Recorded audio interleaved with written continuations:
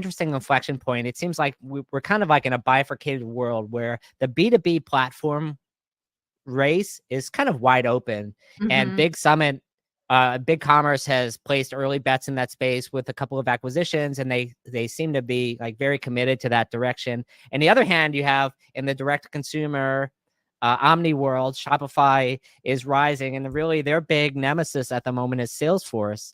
And so you've seen Salesforce buy a point of sale system this year, Predict Spring, which is kind of an up and coming mid-market, lower tier enterprise solution. Would they have ever done that without Shopify? To me, the answer is no. And so I think Salesforce has experienced a lot of pressure. 2 years ago, unified commerce was kind of more of a buzzword. Now it seems like retailers are getting the message that if you show up in a store, the consumer expects you to know who they are and their shopping experience, and expect that experience to carry over to online. And so Shopify having a native built-in POS system, even if it's not quite at the enterprise level yet, they're investing behind it pretty aggressively. In the last 2 editions, Salesforce is kind of getting the memo, like, our contracts only have a couple more years on them. Like, can we catch up and create just like put some lipstick on this thing fast enough before everyone leaves us? Yeah. Well, look, we talked about the trying to mix all the metaphors. You really nailed them. That's amazing. So we talked about them at Shop Talk, and really commerce wasn't even a thing.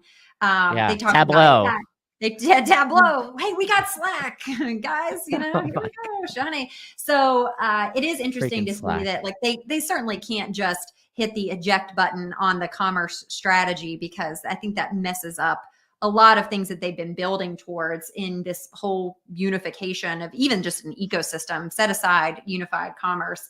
What I thought was interesting is, I read the recap, certainly not being there with the BigCommerce Summit, was there was a lot of talk among the agencies on some things that might be exclusively available to implement as an agency. Can you talk about that? Like, what's the agency ecosystem like?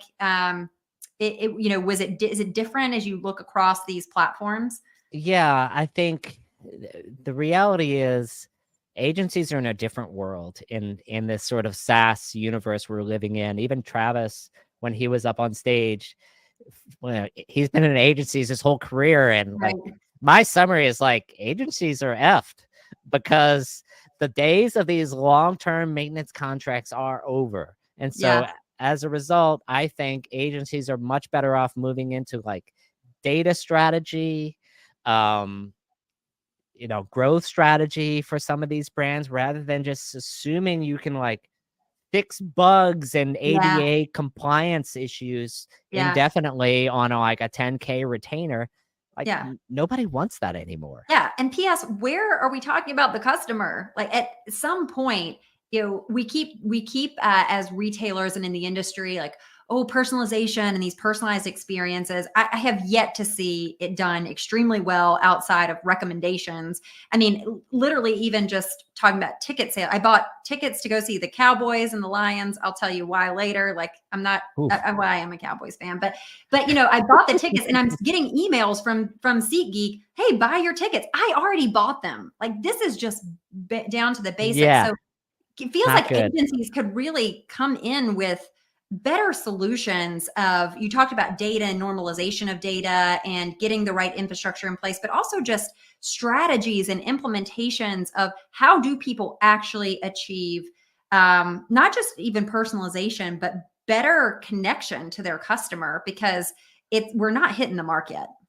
Yeah. I mean, by the way, did you just bury the Cowboys reference in there? Like, can we talk about the last time the Cowboys won a playoff game?